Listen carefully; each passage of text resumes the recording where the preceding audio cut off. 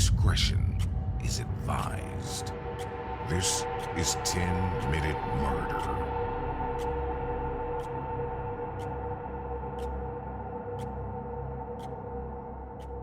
In 1837, Amelia Dyer was born in Bristol, UK. She was an intelligent child who loved to read and write. But her childhood, as you're going to hear, was not an easy one. Her older sister, Sarah Ann, died at the age of 6, and when her mother gave birth to another child, the little girl was named Sarah Ann in her memory. Unfortunately, the second Sarah Ann also passed away. After catching typhus fever, Amelia's mother was not in a very good position to be caring for her children. Her diagnosis caused her to suffer from violent outbursts of rage, as well as uncontrolled symptoms of mental illness. From a young age, Amelia was forced to act as her mother's caregiver, and then when she was a preteen, her mother passed away. Amelia was then sent to live with one of her aunts and become the apprentice to a local corset maker. When Amelia was 24 years old, she met a much older man, 59-year-old George Thomas. They decided to get married, and both lied about their age when filling in their details on their marriage certificate. Amelia pretended to be 6 years older, and George pretended to be 11 years younger. On paper, their age gap didn't look very alarming, but in reality, George was old enough to be her grandfather. Amelia originally trained to work as a nurse, but after George passed away in 1869, she needed better money, and she needed it quickly. On the advice of a friend, she turned to a different career: baby farming. At the time, baby farming was the term used after the incredibly unethical process of taking babies who had been orphaned or birthed by single mothers in exchange for a cash payment. The problem with baby farming was obvious. Even though some baby farmers took regular payments from the child's birth parents, many of them chose to only accept large upfront payments before the baby was permanently transferred into their care. In this case, there was no financial reason for the farmers to treat the child well. Many baby farmers would neglect the adopted infants, starving them to save money. When the infants died, the coroners would report that the cause of death had been due to birth defect or lack of breast milk, instead of starvation due to neglect. It was pretty easy for baby farmers to silence the cries of a neglected baby. Over-the-counter syrups containing opium or alcohol were marketed towards frustrated mothers. These cough syrups were strong enough to kill an infant by overdose, and the ones that contained opium also acted as a hunger suppressant. When single mothers who had given their babies up for adoption came in to check on them, they often saw signs of neglect, but because the stigma surrounding single motherhood, they were too ashamed to press charges or report the baby farm to the police. At first, it's possible Amelia grew genuinely tired of trying to care for the babies that she adopted, as well as her 2 own children, but it's equally possible that she was neglecting them from the start, and multiple of the babies Amelia adopted passed away. Investigation into the deaths of the babies led to Amelia being charged with child neglect and sentenced to 6 months of hard labor. But after her labor was completed, Amelia was free to go back to baby farming. The second time around, Amelia's attitude was completely different. She felt that she had tried her best to care for the babies and had been punished for it. Now, she saw no reason to care for them at all. She gained the trust of young single mothers, treating them kindly and promising to love and take care of their newborns as if they were her own children. She painted a picture of herself as a maternal woman who loved children and wanted to help them. After accepting their payments, she neglected the babies, depriving them of food on purpose until they were starved to death. But this method took too much time.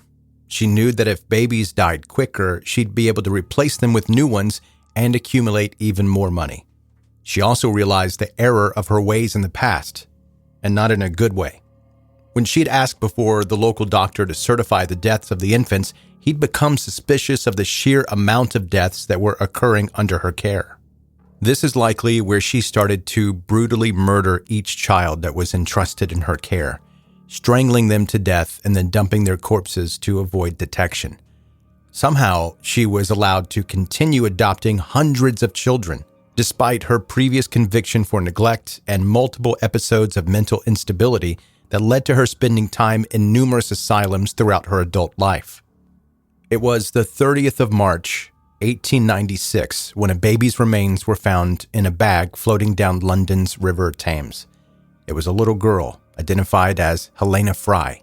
The paper that had been used to wrap the body contained a barely legible address, the home of Amelia Dyer, who had been making a living as a baby farmer for almost 3 decades while repeatedly moving locations and going in and out of psychiatric care. The police raided Amelia's home. As soon as they walked through the door, they smelled an overpowering odor of decomposition, but the search didn't uncover any human remains. What they did find was evidence of how many children had passed through Amelia's care over the years. Advertisements, unanswered letters from single mothers who had given their children, and telegrams about the adoption of infants. From this evidence alone, investigators guessed that around 20 babies had been given to Amelia in the past few months. They also uncovered something that would become more significant later in the investigation: large quantities of edging tape. On the 4th of April, Amelia Dyer was placed under arrest for murder. Initially, her son-in-law, Arthur, was arrested as an accessory to murder, but those charges were later dropped. Allegedly, at least one of Amelia's adult daughters was also aware of her mother's activities, but Amelia insisted that this was not the case. Amelia might have been a lot of things, but she definitely was not a snitch.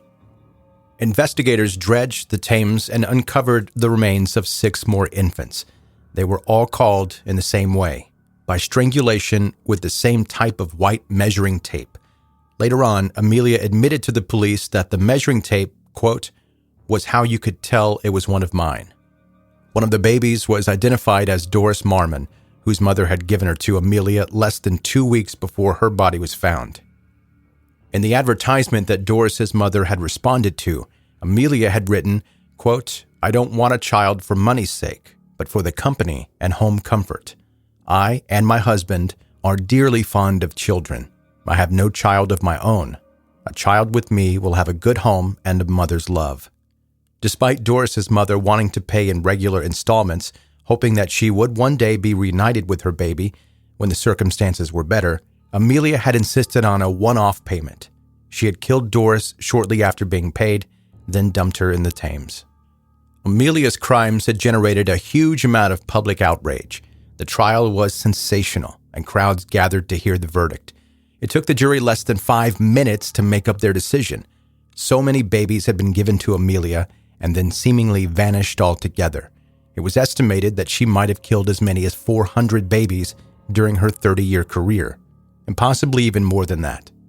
This number, if it had been proven, would make her one of the most prolific serial killers in the history of the world. After the public uproar that Amelia's trial had caused, it was clear that something needed to change. It had been way too easy for Amelia to get away with not just one murder, but hundreds.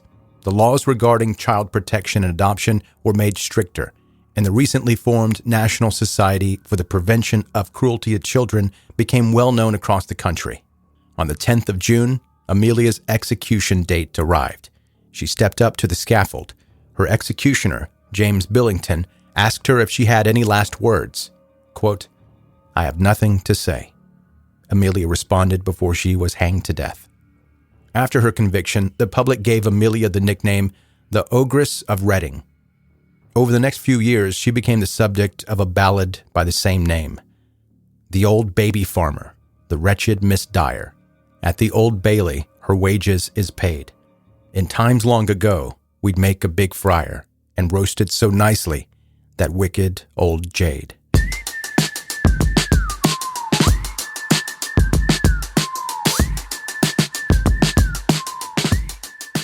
That is 10-Minute Murder for today. Brief and bingeable true crime. I'm Joe, I'm the host, and thank you for listening today. And thank you to the person that submitted that story idea to 10-Minute Murder. By the way, if you have one, joe@10minutemurder.com. That's where you can send it.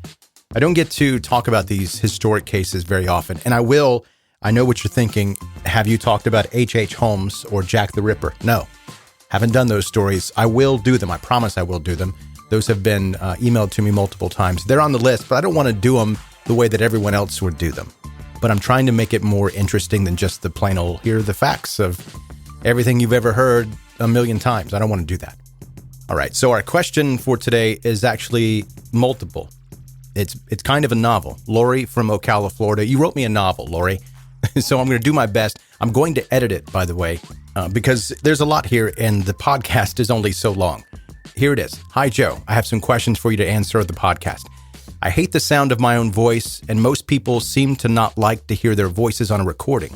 Do you like the sound of your voice, or does it make you cringe as well? And the answer is, it's all right. I guess it could be worse. It could be better. I don't think very many people like to hear their own voice on a recording, but I've been doing it for so long that at this point, it doesn't bother me anymore. I sound how I sound, and I can't do anything about it. Okay, part 2. I'm running out of true crime shows and movies. What are your recommendations? Very recently, as in today, I watched Killers Caught on Camera, but I'm only like 2 episodes into that. It's on Tubi, and it's not bad. And another one that I watched, I think I posted on social media about it, The Curious Case of Natalia Grace. And that one's not a murder case, but it's, I guess, true crime, and it's very weird, very strange. I'm not going to spoil it for you in case you're going to watch it, but there is one person in there, he's a guy, that makes the show nearly unwatchable. I don't know if it's an act or that's who he really is, but if you've seen this, you know exactly who I'm talking about, but it's so weird and strange. All right, and the last question, I love what you do, and I've always loved anything crime. I used to work at a domestic violence shelter for women and children because I wanted to help people. Have you ever worked in any humanitarian type jobs or crime-related jobs? And that answer is no. But I guess you can't really call it a job if you're just volunteering your time.